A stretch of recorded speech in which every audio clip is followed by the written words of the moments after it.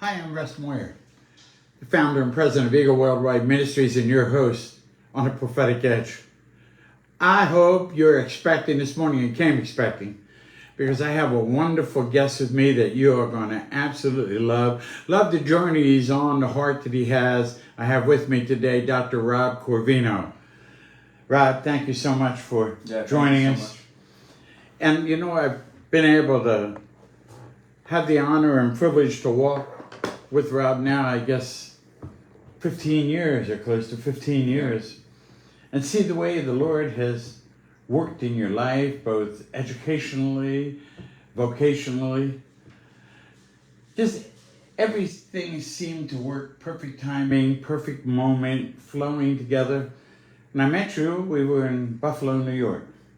You were a teenager, but you were just launching off into college.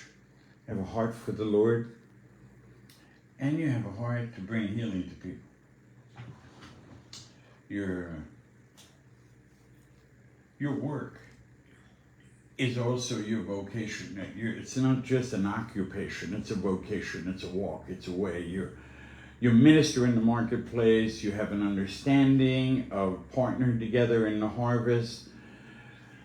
You're bringing healing to people in heart, mind, and body. Let's talk a little bit about your journey, because a lot of times there's a lot of people out there right now that are at a pivotal moment, at a crossroads, at a tipping point, having to make decisions about their future and how it all works together. Give me a little bit about your journey from when we started, when we met, where you're at. Yeah, you know, when we first met, it's unique because I felt like I knew the Lord, but I wasn't living in a way of understanding what He required of me. So, you know, first off, thank you for everything that you've taught me along the journey, because it was really meeting you when I started to learn and to understand how to live a prophetic life, how to walk based on, my dreams and visions, and truly listening to the Lord for what He wanted for me. But when I was young, there was never a moment where I felt like the Lord wasn't there. And He just drew me in. And I have this thing that I always say, which is, it's like there was this rubber band around my waist. And I could only run so far before He pulled me right back. So when I was young, I always had a heart for healing. I had a heart for people. I had a heart for ministry. And I ended up going through getting my master's in nutrition, my chiropractic license. And through all that, I had a very, very deep revelation when I was in school, which is, I was sitting there talking to the Lord, and He said to me, what's the point if you heal the body or you heal the mind if my people still don't know me? And it touched my heart so much, because at the end of the day, it's not just my heart to bring healing in the natural, but it's my heart to see God's people and God's children come back home. And that's been my prayer my whole life, is I just want to see His kids come back home. You know, you have a real heart for prayer, for intercession, for intimacy, but you're a worshiper. And the tenderness of your heart is also, you're very prophetic.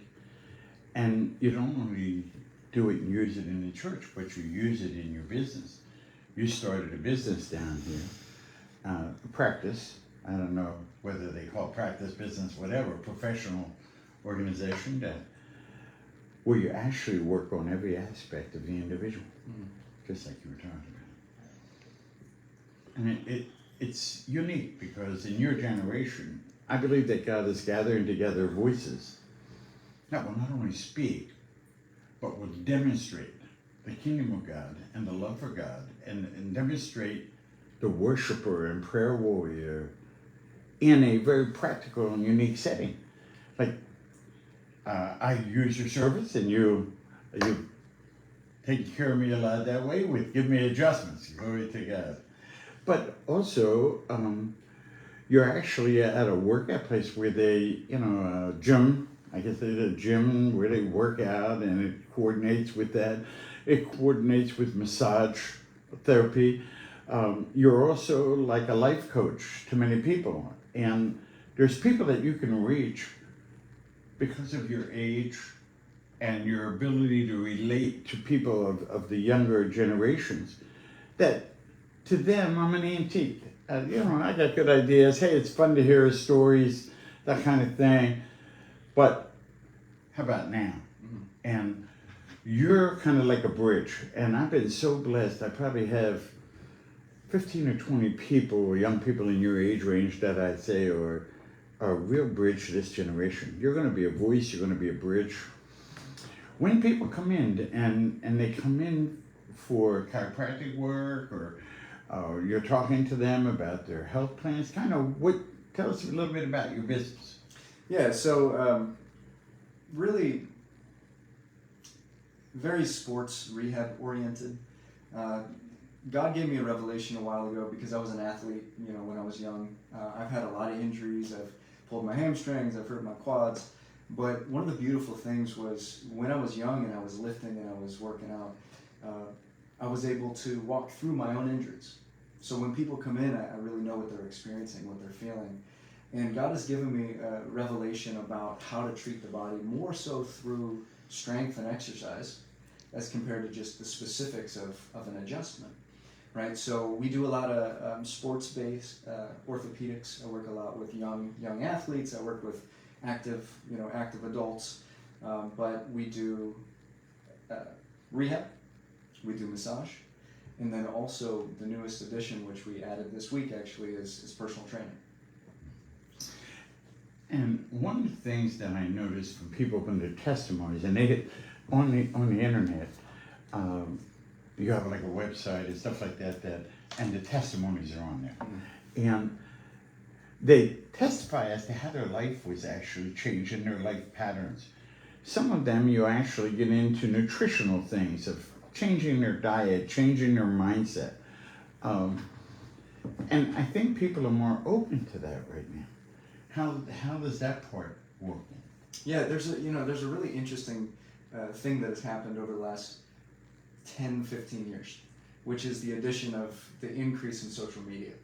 And I think social media has been like a double-edged sword, right? There's been really, really good, and there's been really, really bad, right? But one of the positives of social media is the reality that there's been questioning of situations and things in healthcare that have just existed for a long time, mm-hmm. right? And because there's more of a public voice and a public questioning, I think a lot of people, especially in the younger generations, are significantly more interested in natural, more looking for the root, right? Mm-hmm. How do I change my diet? How do I change my lifestyle? How do I move more?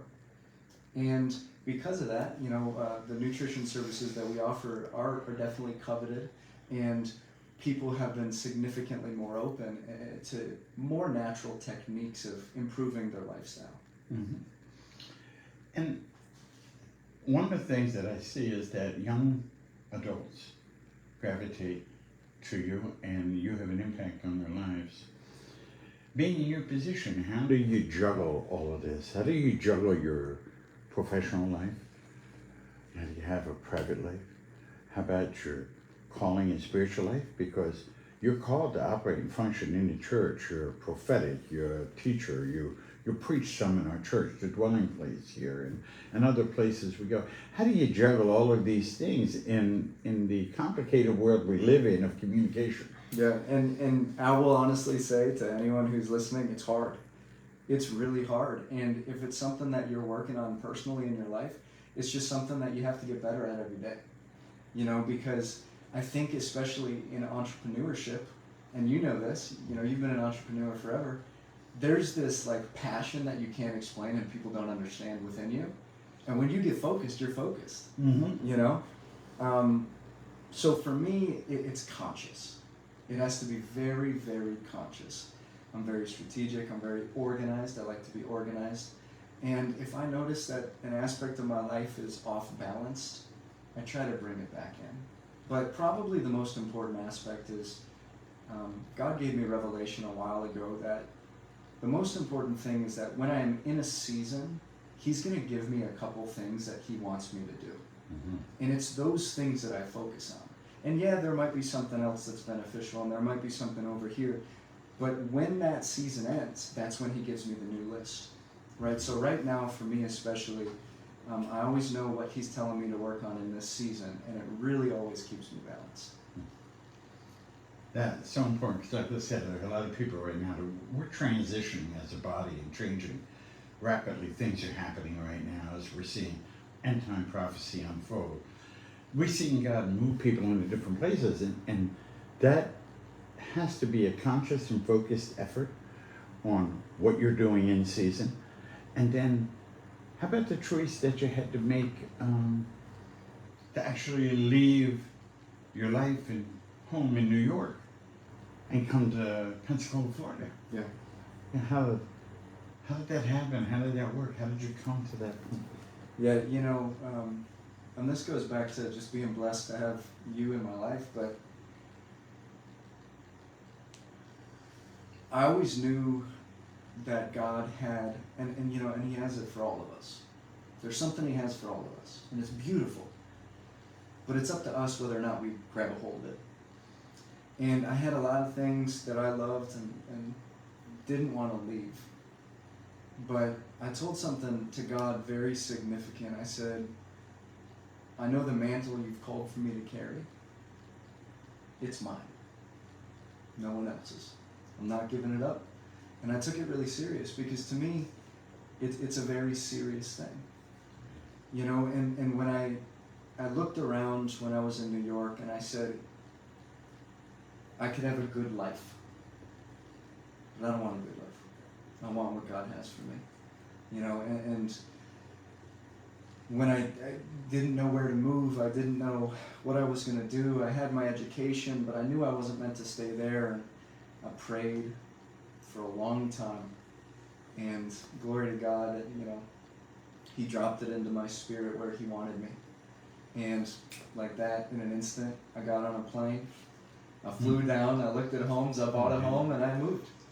But that's my desire. My desire is nothing more than to be exactly where He wants me to be. And He's done nothing but bless me since that moment. And you've had a number of mentors in your life, people that were close to you. Pastor Miguel, I know, played a big role in your life over the time. And some very nice people that have poured into your life. And you've been around business as well over the years.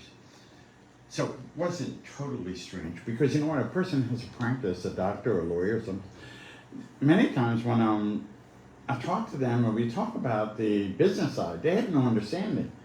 And consequently, they can work very hard and make a lot of money and then end up not having a lot of money. Absolutely. Right? Or not utilizing their funds properly or missing their call because of all the busyness. It's a juggling act all the way around. But you've been very good at just what you said about focusing, about having some people around you that were giving you some spiritual insight, but could also identify with this thing that is so hard to describe, that you want to do something and you want to do the right thing for God. So you've been really good to me. You've been really good at juggling that. Now, some of the folks are looking at you here today. They well, that's very unique. But how about Rob is handsome, intelligent, got a career, got a practice, and he's single. And you've had quite a few, obviously, interested parties, but you made a commitment a long time ago to date according to God's principles and ways and to live your life that way. And there are people out there that want to do that. But the world is crashing in on us and demands by parents and others and outside, I want to be a grandmother, I want to be a grandfather, I want to be this, I want to, when are you going to get married, when are you going to do this? All these voices screaming, how do you balance that and how do you wait?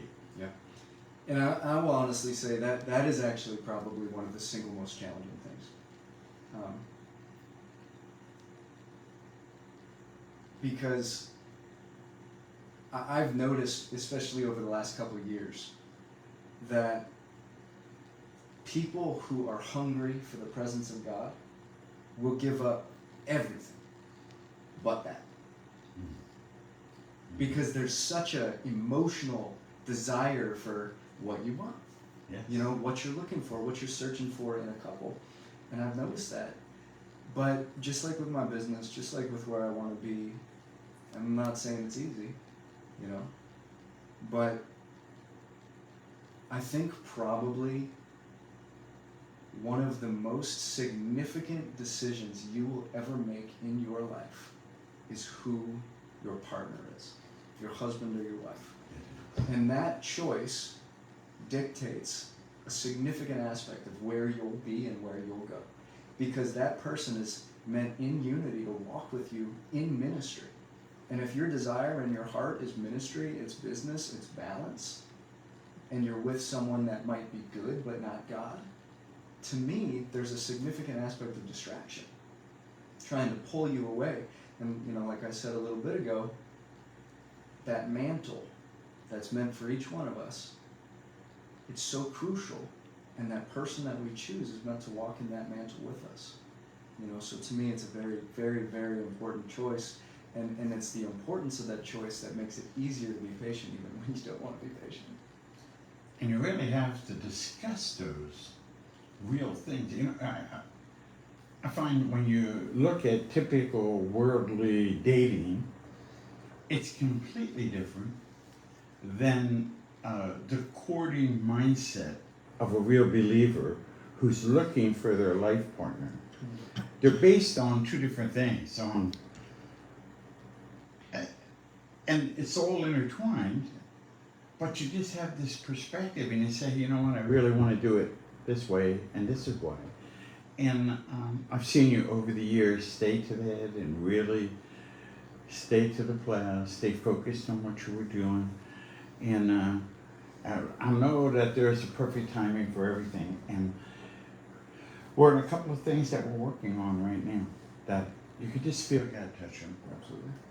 But I can also feel the Lord working on your life partner. And I believe you're going to have absolutely the right one because you've been willing to wait your turn, to focus on Him, His principles, His ideals, His lifestyle. I see the relationships that you make with your clients, with co-workers, with people in the church, and you have a really good way of prioritizing things.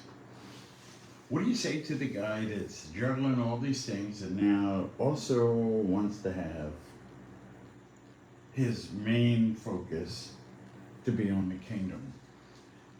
Or a lady, can you give them some type of key advice that you just feel that, man, we do this in a nutshell? Mm-hmm. What do you want to do? This is what I'd say to you. So this is probably what I would say, which is there's been, you know, a complex walking this out over the last couple of years. It's been hard and I've made mistakes, but one of the most important things that the Lord has said to me is, I'm going to give you X, Y, and Z that I want you to do right now. Because I used to think, okay, you know, I have to do this, and this. These things are good. These things are severely important, right? And I have my priority document. But what the Lord showed me is, yes, all these things, but I want you to do these three things. And it's very rare that the Lord gives me any more than 2 or 3 things. And what keeps me balanced the most is staying focused on what God has asked me to do and not getting distracted by other things that could be beneficial for me, Mm-hmm. but just staying focused on what He's asked me to do. So like, for example, right now I'm working on a curriculum. I'm working on some employer type stuff. I'm working on some stuff with you. Those are the things God's asked me to do. Everything else outside of that is not priority right now because it's not within season. It doesn't mean that they're not God and that in the next season He won't give it to me. It just means that right now he has what he wants me to focus on. So I think one of the easiest ways to stay balanced is to, in prayer, know what God is asking you to do in the moment. And until those things are done, don't move on. And, we've just mentioned that, there's something we're working on together. There's something that's been on our hearts for a while, and that's certainly to minister to the full person, to the family, to every need that they have. And what we're talking about is a spirit spot, where you minister heart, mind, body, soul. You minister into the whole person, into their needs, physically, spiritually, emotionally. We also have kingdom wealth building and leadership training that we do through the Screaming Eagles. We're successful people that have made strides and done things at every level can share those important features so that we know there's a way to go, there's a way to follow, there's a strategy, there's a plan, and it can still happen. No matter what's going on in the government, no matter what's going on in our personal lives, what stage we're in, if we can have some role models at every age level, and we're looking at people who put ministry ahead of profit. I guess they want to have a good business, successful business, but they know their first call is to God. And they're willing to do it inside the church, outside the church, right on the front line where the rubber meets the road, when a person's broke, hurt, wounded. And as we do that, I think God is going to bless this. It's part of the new model of church to really do to work on every aspect of the person's life. And that church is meant to be relational.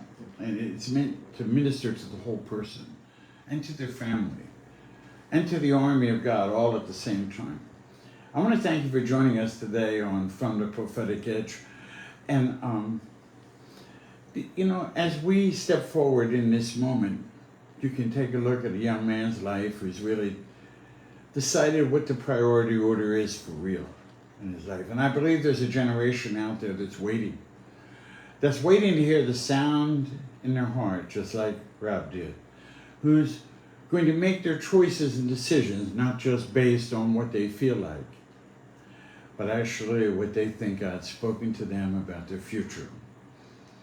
We'll be down here at Camp Ablaze with 2 more conferences yet this year. We're going to be doing in a couple of weeks the Freedom Conference. That's going to be awesome. We're going to have Salon Stevens and Roger Miller, 2 men in deliverance and freedom ministry that mentored me and spent a lot of time with me over the years, and a lot of teaching that they've had that I've read that have caused me to grow. And then we're going to have a Screaming Eagles conference that's going to be leadership oriented. We're going to talk about kingdom wealth building, about spiritual leadership, about personal and independent growth and development that is both spiritual and natural, that can be used to turn your situation around right now in every aspect. So we're going to be doing that in November. Get on our website, check things out, eagleworldwide.com. Just jump on there, you'll see the schedule, you'll get the information, you'll know how to connect. We're right down in that Gulf Coast, that beautiful Gulf Coast area, Pensacola, Lillian, Alabama, just beautiful. The Gulf of Mexico, Padita Key. And I want to thank you, Rob, for joining me today. I want to thank you for what you're doing in your generation and the way you put things into perspective with the Lord. I want to congratulate you on that, and I know that great and wonderful things are going to happen in the days ahead for you. Yeah, thank you. And thank you for joining us. You have a wonderful week now. God bless you.